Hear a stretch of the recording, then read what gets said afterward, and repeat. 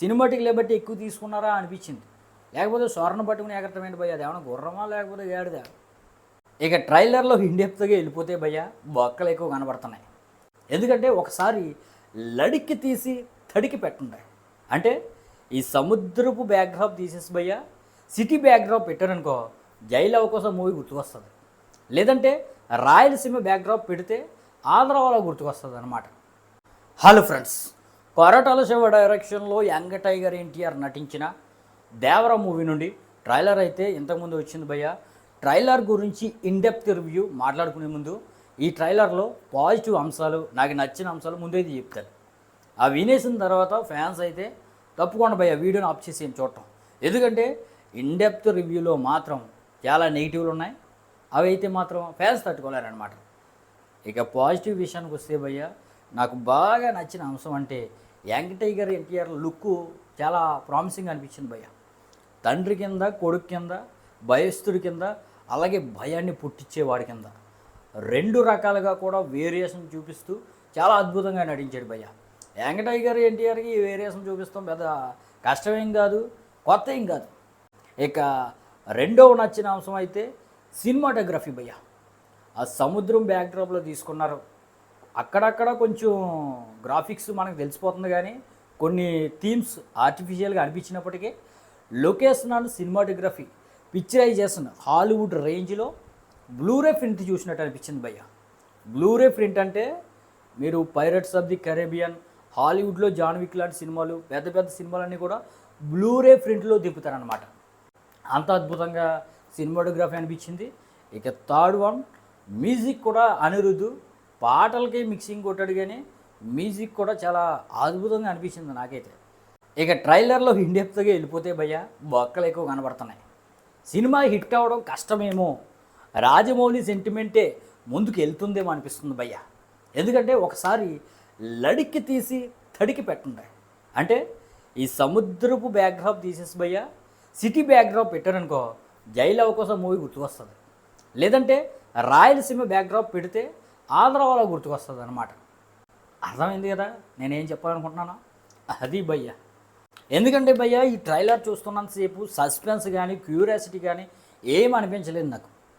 ఆ 2.5 నిమిషాలు కూడా ట్రైలర్ చూపించిందే చూపించారా అన్నట్టు అనిపించింది. ఎంత చూసినా ఎలివేషన్ అనేది కనిపించట్లేదు అనమాట. ఓ పక్క ప్రకాష్ రాజు గారేమో కేజీఎఫ్లో రక్తంతో రాసిన కథ ఇది అన్నట్టు, రక్తం సముద్రమై ఏర్లై పొంగిన కథ ఇది అని చెప్తున్నాడు, కానీ ఆ కథ మాత్రం మనకు కనిపించట్లేదు.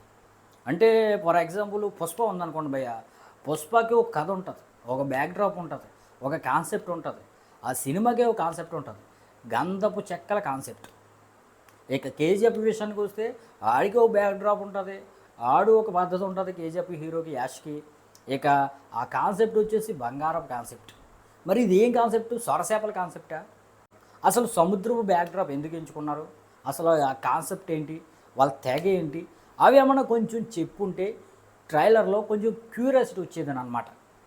పోనీ ఈ ట్రైలర్ని కొంచెం తగ్గిద్దాం, హైప్ తగ్గిద్దామని ఈ విధంగా రిలీజ్ చేస్తే సంతోషమే భయ్య. లేకపోతే హిందీ వాళ్ళకి అలవాటైన ట్రైలర్ 2 యాక్షన్ ట్రైలర్ని ఏమైనా దింపుతారా అనేది కూడా మనం వేచి ఉండాలి. ఎందుకంటే హిందీ వాళ్ళు ట్రైలర్ 2ని దింపుతారు.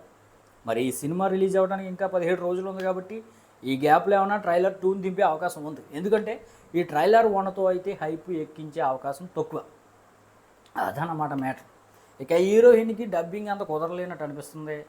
ఇక మన చిన్న ఎన్టీఆర్ అంటే కొడుకు పాత్ర చేస్తున్న ఎన్టీఆర్కేమో భయస్థుడి కింద తెలుస్తుంది. ఇక భయస్థుడు కాస్త ఫ్యూచర్లో ఒక ధైర్యవంతుడిగా మారిపోతాడు. వాళ్ళ నాన్న చంపినోనో లేకపోతే వాళ్ళ తెగకి అన్యాయం చేసినోనో చంపేస్తాడు అనేది అందరికీ తెలిసిందే కదా. మరి భయస్థుడికి ఎందుకు చూపిస్తున్నారు, అసలు భయం ఎందుకు ఏర్పాటు చేశారు అనేది కూడా కొంచెం ట్రైలర్లో హింట్ ఇస్తే సరిపోతుంది భయ్య. ఎందుకంటే అక్కడ తండ్రి అంతా దారుణంగా క్రూరంగా ఉన్నప్పుడు కొడుకు ఇలా భయస్థుడి కింద పెరిగాడంటే మనకు నమ్మడానికి కూడా కొంచెం కష్టంగా అనిపిస్తుంది. ఇక అంత భయస్తుని అంతమందిని వదిలేసి హీరోయిన్ వీడినే ప్రేమించడం, భయస్తుని ప్రేమించడం, వాడానికలా తిరగడం ఏంటి, ఇవన్నీ కూడా ఒక ల్యాగ్ కింద అనిపిస్తుంది అన్నమాట సినిమాలో. ఇటువంటి సీన్లు మాత్రం పెడితే చూడాలి భయ్య. ట్రైలర్ అయితే కొన్ని షాట్లు ఐకానిక్ షాట్లు ఉన్నాయి. అందరూ సొరసేప మీద ఎగిరేది ఐకానిక్ షాట్ అన్నారు, కానీ అదేమీ అంత అద్భుతంగా అనిపించలేదు. ఎందుకంటే సినిమాటిక్ లేబట్టి ఎక్కువ తీసుకున్నారా అనిపించింది. లేకపోతే స్వర్ణ పట్టుకుని ఎగరటం ఏంటి భయ్య, అది ఏమైనా గుర్రమా లేకపోతే గాడిదా?